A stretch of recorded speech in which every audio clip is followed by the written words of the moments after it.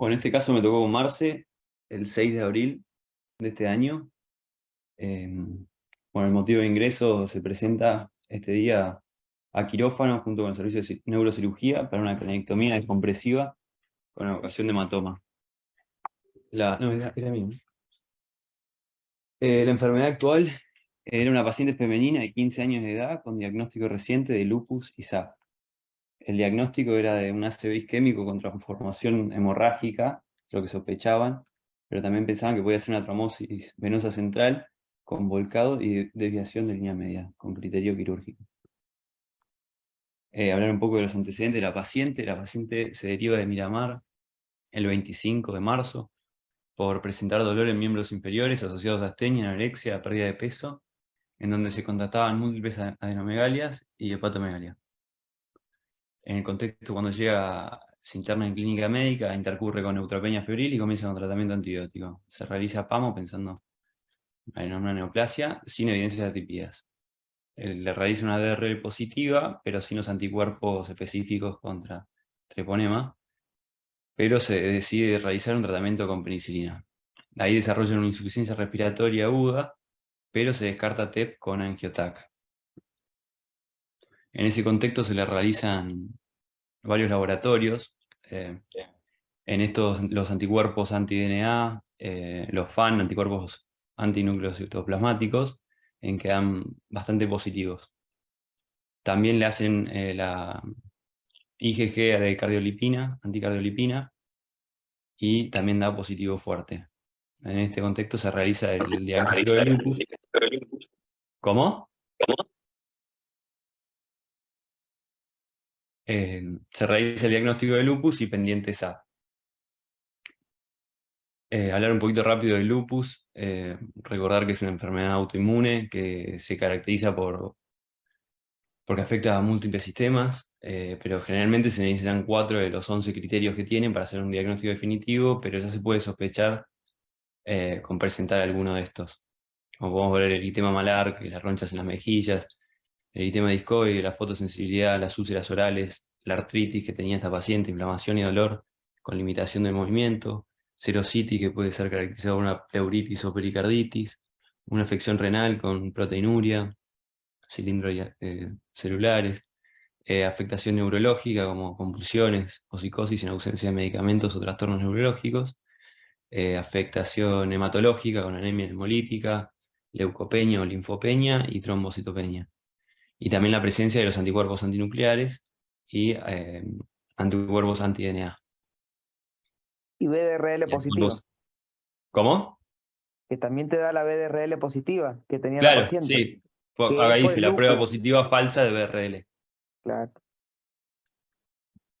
En la historia estaba como que tenía el FTAPS positivo, que es el anticuerpo específico contra el treponema, pero lo busqué y daba negativo.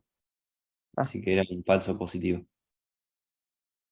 Hablar rápido un poco de lo que es el SAF, la definición, que es un estado de hipercoagulabilidad mediado por anticuerpos, asociada a títulos moderados o elevados de anticuerpos de antifosfolípicos. Ella tenía negativo los anticomponentes lúpicos, pero tenía los anticuerpos anticardiolipina muy positivos.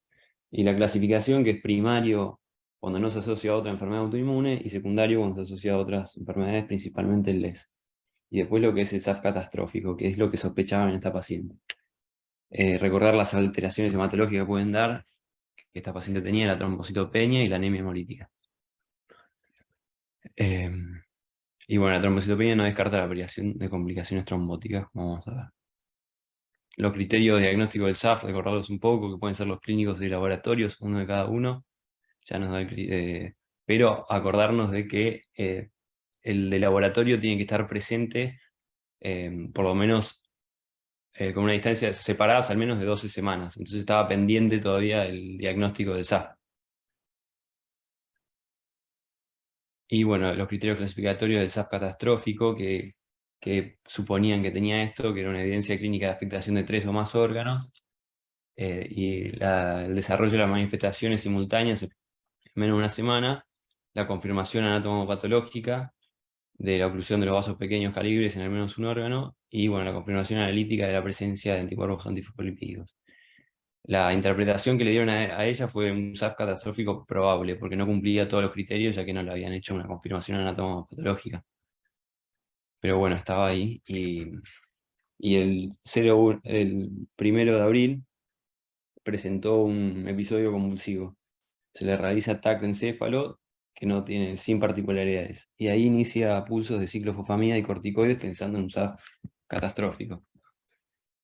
El 5 de abril se realiza una resonancia magnética de encéfalo con contraste, donde evidencia trombosis venosa o un ACV isquémico con transformación hemorrágica, asociado a lo que era un hematoma occipital con volcado y desplazamiento de la línea media. Ingresa a quirófano el 6 a las 9:30 con Marce, desde la UTI, línea internada, con una unidad de plasma fresco y 2 unidades de glóbulos rojos, con el siguiente laboratorio. Tenía un hematocrito de 22, una hemoglobina de 6,8, tenía un recuento de plaquetas normal de 116, un poco bajo, pero dentro de los parámetros normales, y le habían corregido el TP, que tenía un TP de 50, y le habían pasado vitamina K, le había mejorado a 68. Igual los neurocirujanos pidieron el plasma, porque como iba a ser una cirugía, una cranectomía, querían tener un TP más alto. Y con el siguiente estado de ácido base, que aparte del bicarbonato un poco bajo, no tenía muchas alteraciones. Se monitoriza, cuando ingresa a quirófano, se monitoriza a la paciente con PAN, electrocardiograma y oximetría de pulso. Al examen físico tenía una buena mecánica ventilatoria, en el momento buena entrada de aire bilateral, pero leves crepitantes bilaterales. A nivel cardiovascular era normal, R1, R2 normofrenéticos en los 4 focos. A nivel del sistema nervioso central tenía un leve deterioro del sensorio, con un Glasgow de 14 en 15. Realizamos control de signos vitales y tenía una TA normal de 110/80, una frecuencia cardíaca de 90, pero saturaba 90 a aire ambiente. Tenía un peso aproximado de 65 kilos y una talla de unos 160 centímetros. Tenía un acceso vascular central subclavio izquierdo que en el momento estaba permeable. Procedemos a realizar la inducción con 2 gamas kilo de fenta, 0,05 miligramos kilo de curonio y 1,5 miligramos kilo de propofol. Se realiza la intubación orotraqueal, preoxigenación FIO al 100 durante 5 minutos sin complicaciones. Tenía una buena entrada de aire bilateral y una entrada de CO2 de 35 milímetros de mercurio. Tenía un tubo endotraqueal 7,5 y seteamos el ventilador con volumen control con un BT de 400, una frecuencia respiratoria de 14, una PIP de 4 y FIO al 2%, FIO O2 el 50%, con unas presiones de la vía aérea de 14. Se realizó en ese momento anestesia balanceada con remifentanilo 0,3 gamas kilo minuto y 0,5 gramos de sevoflurana. La mantuvimos con noradrenalina 0,04 gamas kilo minuto. En ese momento, antes de comenzar con la cirugía, se lo colocó una vía arterial radial derecha sin complicaciones para un monitoreo estricto de la TA y para extracción de gases. También se colocó un acceso venoso periférico 16G en miembro superior derecho. En ese momento se inicia la transfusión de la unidad de glóbulos rojos y el plasma fresco congelado. Cuando los neurocirujanos piden posicionar a la paciente, la ponen en decúbito lateral derecho para empezar a infiltrar, evoluciona con desaturación. Saturaba a 60%, arranca con taquicardia, con una frecuencia cardíaca de 130 latidos por minuto y una disminución del entail de CO2. En ese momento ya teníamos la arterial y se correlaciona con los gases arteriales, que podemos ver ahí. Tenía un pH de 7,26, una PCO2 de 39 y una PO2 de 38. Tenía un bicarbonato de 17 y saturaba 60%. Con un lactato de 2. En ese momento también aumentan poco, pero aumentan la necesidad de vasopresores y se avisa del servicio de neurocirugía que tiene el procedimiento. Ahí está el monitor donde podemos ver todo eso. Primero, ¿qué pensamos? Que eran los dedos. Como tenía Claro, lupus, SAF, y bueno, sí, debe estar fría. Le ponemos en otro dedo lo mismo. Le hicimos unos gases para corroborar y nos vinieron así. Entonces sí. ahí dijimos, no, esperá, está desaturando, no son los dedos, no es hipoperfusión, no está fría, porque era una paciente que no tenía acceso, que tenía lupus, Sí, tenía la, livideces también, ya había entrado, ¿te acordás con eso? Pero sí, es sí, entonces característico de eso. sospechamos. Entonces le hicimos los gases, cuando vinieron los gases igual dijimos, no, esperá, está desaturando. Y le entraban bien, vos le escuchabas los campos pulmonares Se y tenía un escuchaba murmullo perfecto. vesicular perfecto, no tenía, la entrada era bilateral, no tenía nada. Eso se le escuchaba, lo que hizo sospechar del TEP, que tiene eso, el aire entra perfecto, no tiene ni un Sí. ruido de nada. La Entonces, ventilación pero está perfecta, desatura. lo que está fallando es la perfusión. Eso es característico. Y bueno, obviamente, después le pusimos el. No, seguís ahí. Sí. Bueno, en ese momento Omar se agarra el ecógrafo y se lo apoyan evidenciando signos indirectos del TEP, también descartando neumotórax, taponamiento cardíaco y mezcla hipóxica. Esa es la imagen que sacamos de un video que hizo Marce, donde evidenciábamos un ventrículo derecho dilatado, aumentado de tamaño, y al lado están Quiero los señalarlo otros por ahí, signos. no sé, yo porque uno entiende que los reconocen, pero señalalo Eh, por. no tengo, a ver, cursor, a ver. Igual, a ver, pará. Ahí se ve. Ahí está, se ve, sí, sí. Acá está lo que podemos ver, el ventrículo derecho bien dilatado, como varios de los signos que tiene el TEP, con una relación RB, o sea, el ventrículo derecho, ventrículo izquierdo, mayor a 0,1. El signo de McConnell también se observaba que era una hipoquinesia de la pared libre del ventrículo derecho en comparación con el ápice. Podemos ver también abombamiento del septum hacia el ventrículo izquierdo, como también muestra acá el signo en el eje paraesternal corto, que se puede ver un septum como achicado y abombado para el ventrículo izquierdo. También podemos ver una vena cava inferior distendida en el eje subcostal. Y Marce marcaba también en el video que se veían como hiperecogenicidad dentro del ventrículo derecho, que también sospechábamos que podía ser una embolia gaseosa o, como también signo del TEP, un trombo móvil en el ventrículo derecho. También lo que Los signos podíamos. que se ven son indirectos. Vos ves Sí, signos indirectos de TEP, que es claro. cómo está el ventrículo derecho, y mirá al izquierdo cómo está colapsado. Sí, sí, totalmente El- lo, colapsado. lo único, la paciente mantenía buena presión. Después Sí. empezó a hipotensar, hipotensar, hipotensar, y obviamente, no sé, creo que a la madrugada se termina muriendo porque no No, podían sí, hacer nada ahora, en la ahora, terapia. ahora pongo, se murió esa tarde, a las 5 de la tarde. Mirá, y pues tenés el video pone la ecografía. No lo pude poner el video, pero era una imagen. Si querés después lo subo con el. Pero bueno, está el video en el grupo. Bueno, sí.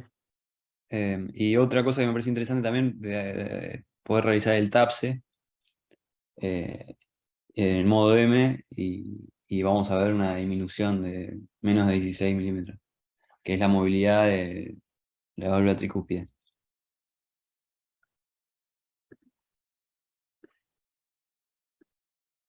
En ese momento, sospechando el diagnóstico de TEP, se realiza interconsulta con el servicio de cardiología y UTI, que concuerdan con el diagnóstico presuntivo. Y en conjunto con el servicio de neurocirugía se decide suspender la cirugía. Se transfiere la paciente a UTI y a las 16:15 presenta paro cardíaco. Se realizan maniobras avanzadas de RCP sin éxito. Se constata óbito a las 17 horas. Em, Nada, en ese momento me pareció bueno, acá tengo las ayudas cognitivas de la aplicación que les pasé el otro día, que a veces, viste, no tenemos las ayudas cognitivas siempre en quirófano y está bueno tenerlo cerca. Y que en el momento me acuerdo que lo usé porque está bueno, es rápido. Y medio que explica la actuación que tuvimos en ese momento. Definirlo, ¿no?, como una obstrucción parcial o completa de la circulación de la arteria pulmonar por sustancias originadas en algún sistema, en un lugar del sistema cardiovascular. Hacen este paciente que tenía varios antecedentes predisponentes a realizar trombosis, ¿no? En la actuación estuvo perfecto Marce en solicitar el ecógrafo como primera medida, pedir ayuda ya que es una crisis, asegurar oxigenación, ventilación adecuada y evitar PIP, como Marce bien puso el otro día, un paciente que tenía un TEP y le habían puesto PIP muy alta, tratar de evitar el PIP. y priorizar el soporte hemodinámico.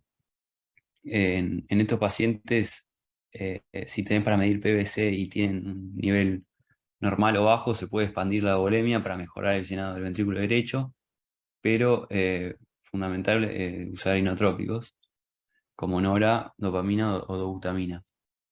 También está descrito el uso del ¿Cuál, levosimendan, que cuál elegís de esos?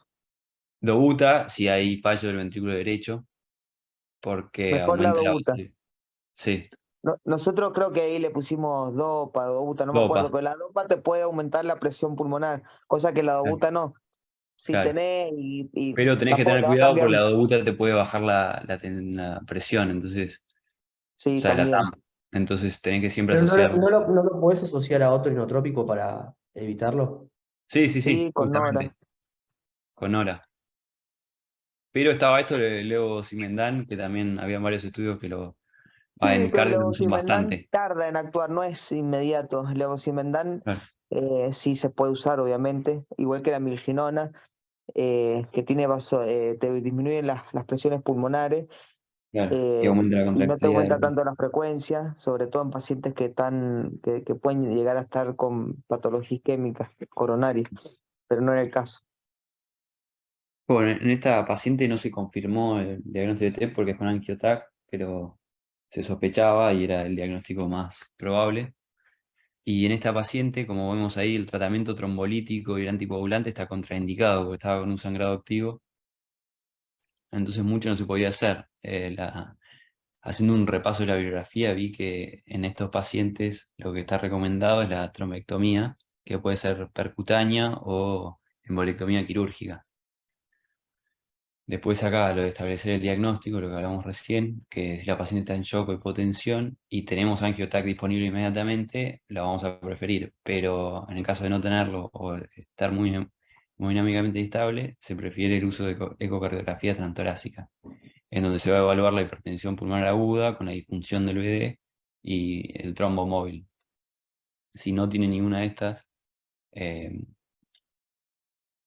pensamos en otros diagnósticos diferenciales como disfunción valvular, taponamiento o una disección aórtica. Y si tiene, priorizamos el soporte circulatorio, como dije antes. Pero bueno, si hay contraindicación para la trombolisis, derivar para trombectomía.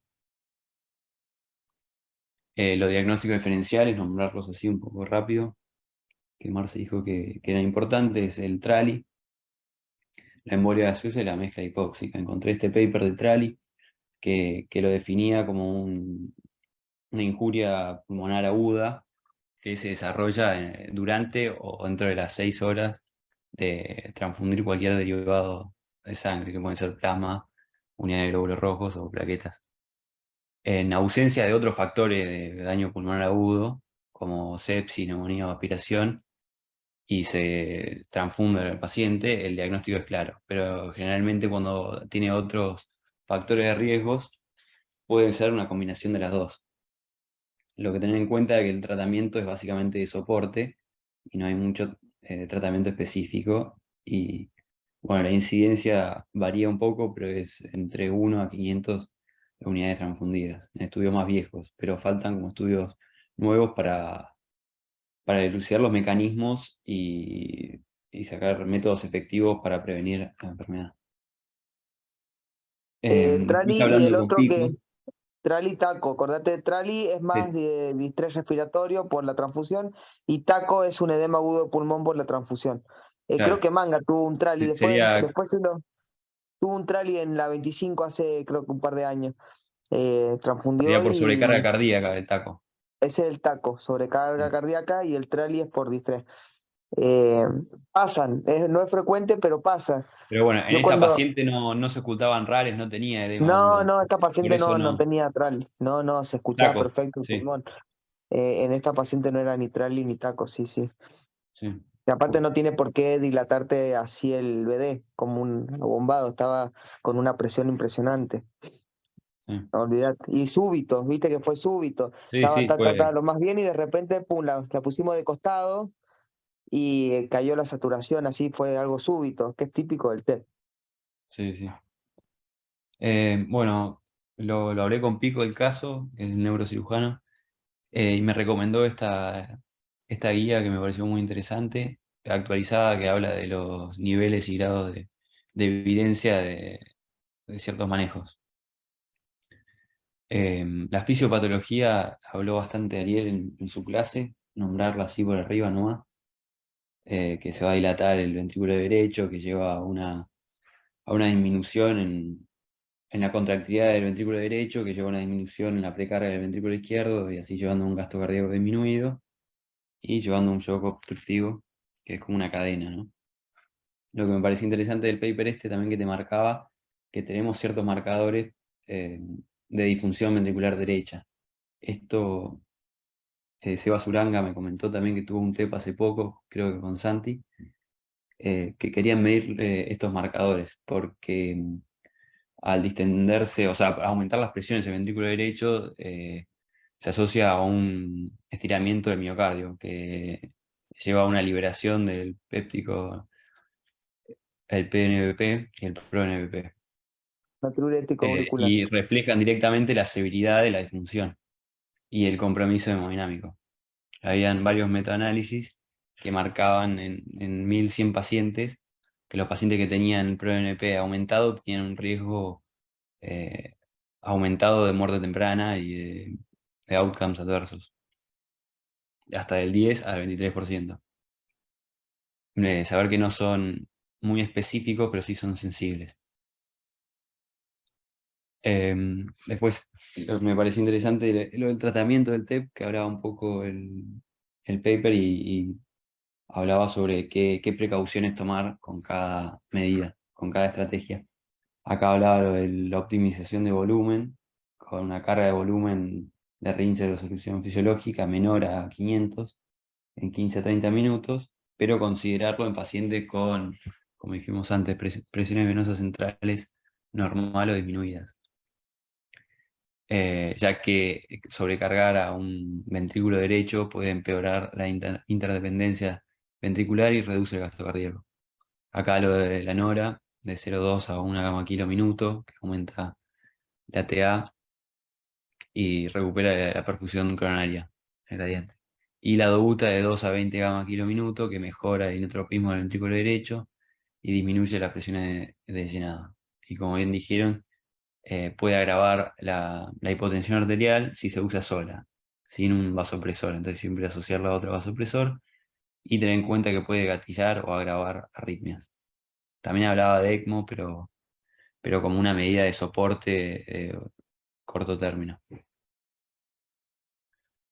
Después hablaba también de los regímenes de los trombolíticos, que en esta paciente estaba contraindicado, como podemos ver ahí, tenía contraindicación absoluta, un ACV hemorrágico y sangrado activo.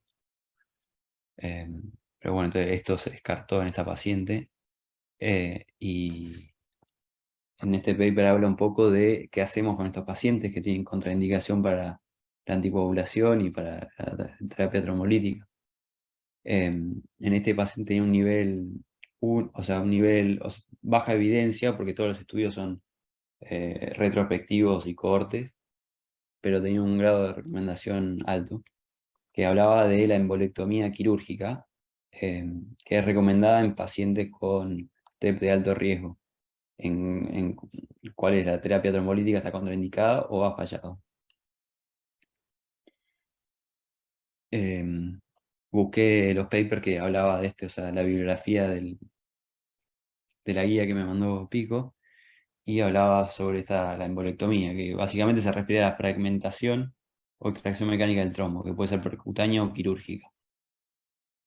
Y lo que buscamos es aliviar la poscarga para manejar la disfunción ventricular derecha, ¿no? Y la obstrucción central produce un mayor incremento en la impedancia al vaciamiento del ventrículo derecho. Y la eliminación de la obstrucción central, la aspiración o su desplazamiento hacia la periferia, disminuye considerablemente la impedancia del ventrículo derecho.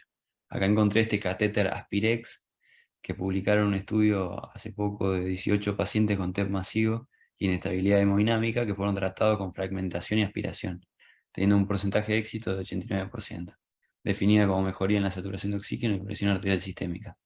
Tenía ciertas complicaciones, pero bueno. ¿Cómo es eso? Y ¿Catéter de Aspirex? ¿Qué? Es un catéter que por vía venosa se ingresa a través de Sí, sí, la una vía femoral. central. Sí. Aurícula Y derecha, ventrículo derecho, aurícula, arteria pulmonar y ahí no sé, aspirar el trombo, ¿no? ¿Cómo es? y Supongo que claro, como dice ahí, funcional y va primero. fragmenta y aspira el trombo. Sí, pero Se ¿cómo lo mierda cruza. saber a qué rama de la pulmonar te va con el catéter? Capaz que te meten otra que no está. Claro. Pero Supongo, y supongo que es cuando hablan de un tema Algo debe de... tener que sería interesante ver. sí, No, debe ser eso cuando con ya tengas todo rayos. estudiado. Y con hemodinamia, Sí. los vas siguiendo, me imagino. Sí, sí, es Eh, todo con un equipo multidisciplinario. Después habla el paper de que se está usando bastante el equipo multidisciplinario de tener, viste, desde neumonólogos hasta cirugía cardiovascular. Acá habla un poco. Yo me Esto lo se, imagino Pues como un que cuando vos procedimiento de haces hemodinámica, como hemodinamia, cuando ¿no lo operan una anticoagulan al CIA, no sé. paciente? ¿Cómo? Cuando se hacen estas cosas por hemodinamia, ¿no siempre se lo anticoagulan al paciente? No, o sea, el estudio marcaba que no, que eran en pacientes que tenían contraindicado la fibrinolisis. Como mucho usan Claro.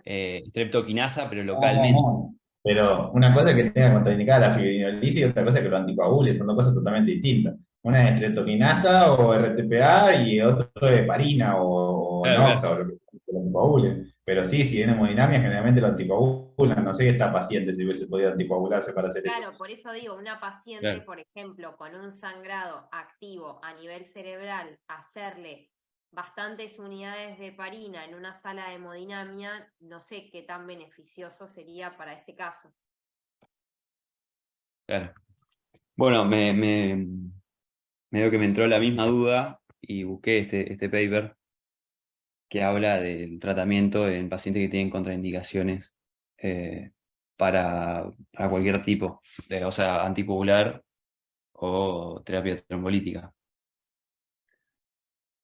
Pero generalmente lo que este paper hablaba era de embolectomía quirúrgica, no el anterior que era terapia percutánea. Pero bueno, Sí, igual yo creo que este caso, en el sí. caso extremo, pero no, yo no creo que se haya salvado en Y si ninguna no se unidad moría del TEP, se moría claro, de la esta chica hemorragia activa que tenía dentro del salvaba con cerebro. la tuberompina. Sí, Qué mala pero bueno, suerte, ¿no? sí. ¿Qué tenés ahí, Tristán? Nada, ¿cómo? ¿Qué vas a presentar ahí? El siguiente, esto va a hablar un poquito de que hablaba de que hay unos equipos multidisciplinarios que se juntan diferentes disciplinas, se llaman PERTs, que se están usando bastante en Europa y en Estados Unidos, como tener un equipo, porque ya que es una de la tercera causa de muerte cardiovascular en el mundo y se está usando bastante. Y que bueno, depende de los recursos y de cada hospital, ¿no? Pero bueno, capaz en un futuro tener un equipo de esto que es multidisciplinario, que son cardiólogos, neumonólogos, hematólogos, medicina vascular, anestesia y cirugía cardiotorácica como radiología, se juntan en vivo en directo o por Zoom para tomar decisiones clínicas de la manera más correcta, ¿no? Y bueno, después este paper que también estaba en la bibliografía de la guía, que tenía un N bastante alto, eran 2.111 pacientes que tenían TEP agudo y 1.800 fueron a terapia trombolítica y 257 fueron a embolectomía quirúrgica. Se lo siguió a través de 4 años y el endpoint era la mortalidad, el primario, y los secundarios como TEP recurrente o trombosis venosa profunda o reintervenciones como ACV. Los resultados hablaban de que no había diferencia en a los 30 días en la mortalidad, pero sí se vio que en el grupo de la terapia trombolítica había un aumento en el riesgo de ACV como reintervención a los 30 días. El- la supervivencia era muy parecida a los 5 años en los dos grupos, y también marcaba que la terapia trombolítica asociaba a un riesgo más alto de TEP recurrente y readmisión, aumentando los costos. Llegaba a la conclusión de que la embolectomía quirúrgica, que es un procedimiento muy invasivo, ofrece supervivencia temprana y tardía parecida a la terapia trombolítica, con libertad mayor para lo que es el TEP recurrente, el ACV temprano y la reintervención. Sin embargo, habla de que este es un estudio retrospectivo, cohorte, y que tendrían que hacer más estudios prospectivos para poder analizar cuál sería el tratamiento más efectivo en pacientes que son candidatos también para la terapia trombolítica como para la quirúrgica, pero teniendo en cuenta que en los pacientes que está contraindicado hay una opción. Y después está el intermedio de esos dos, que es los trombolíticos localizados, ¿sí? Que te hacen los trombolíticos en la arteria pulmonar directamente, y no así sistémico. Claro. Eso también está, que bueno, obviamente tienen menos riesgo de sangrado que los trombolíticos sistémicos y no es una terapia quirúrgica. Eso también está. Bueno, Pero muy sería como una buena. percutánea, ¿o no? Sí, percutánea, es localizado. Van con un Sí, sí. catéter y hacen localizado en el trombo, que también se usa mucho menos dosis.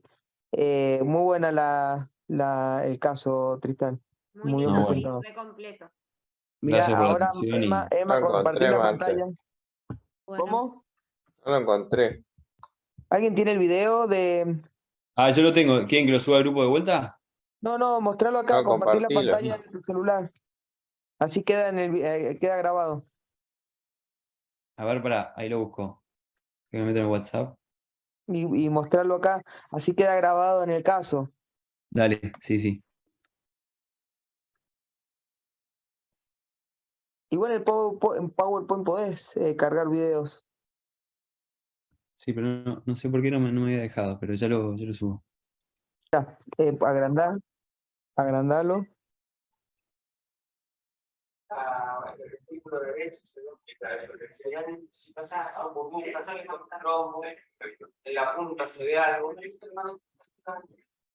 y acá sí parece sí un directo de T, porque tenemos el ventrículo izquierdo muy lanzado.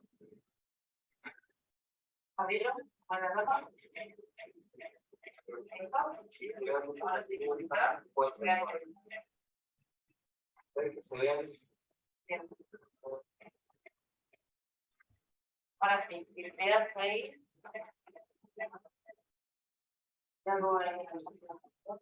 El signo de la D, ahí ven. El signo de la D con el septum.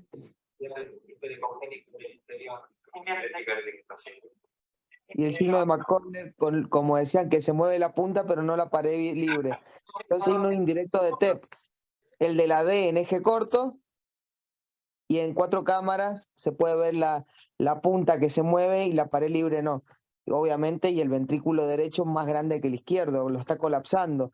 Esos son todos signos de que hay mucha presión en el ventrículo derecho.